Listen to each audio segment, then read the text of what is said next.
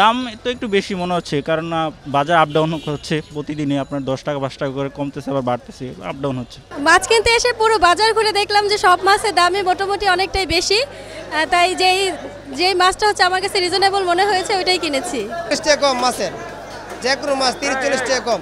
আগে যে টাকা দিয়ে আমরা দ্রব্যমূল্য কিনে খাইতাম তার চেয়ে এখন ডাবল 3 গুণ দিয়া। আমরা যারা পাবলিক এদেশে আছি, আমাদের মতন দিয়ে আছি, এগুলো তো সিন্ডিকেট কথা আপনারা এতদিন বলছেন, এখন সেই সিন্ডিকেট কোথায় গেছে? আমাদের জিনিস তো আমাদের দেশেই রয়ে গেল। তাইলে আমি এখন সেই 40 টাকার আলু আমার এখন 80 টাকা দিয়ে খেতে হয়। এই ডাল কোথায় দাম কোথায় গেছে, সয়াবিন খোলাটা কত দিয়ে খাইতাম এখন কতগুলো, সব কিছু দিয়ে ডাবলই হলো। তাইলে আপনি সিন্ডিকেট ভাঙতে পারলেন না কেন? সিন্ডিকেট দোষ দিয়ে আপনি দ্রব্যমূল্যের কথা বলছেন।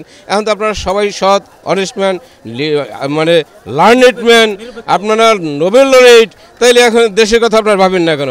আপনারা সব কিছু ভেঙে তুসমাস করে দিচ্ছেন। আপনারা বলছেন আমরা মুক্ত স্বাধীনতা চাই, বাক স্বাধীনতা চাই, এখন কথা বলতে পারে? কোথায় কথা বলতে পারে কিনা দেখেন।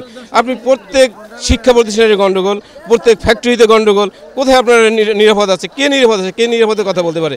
যে কথা বলে সে আফসোস লীগ হয়ে যায়, সে ছাত্রলীগ হয়ে যায়, সে চিন্ময় লীগ হয়ে যায়, সে কি যেন বলে ইসকন লীগ হয়ে যায়। কথা বললে সে জায়গায় আপনার লিক করে দেন। তাইলে মানুষ যাবে কোথায়? মানুষের যাওয়ার মতন একটা জায়গা করে দিবেন তো আপনার, যে আপনার এই কথাগুলো বলতে পারেন। আমরা দ্রব্যমূল্যের কথা না বলবি কি? একেবারে সেই সুইপার হইতে রিক্সাওয়ালা হইতে যে চাকরি করে তার একটা সীমাবদ্ধ বেতনে সে চাকরি করে। বেতন বাড়াইছেন কারোর বেতন বাড়ে নাই, অথচ দ্রব্যমূল্য তো 3 গুণ কেন 3 গুণ। সবাই কাছেই তো আমরা বাজার করি। আপনি পেঁয়াজের দাম দেখেন, আলুর দাম দেখেন, সবজির দাম দেখেন।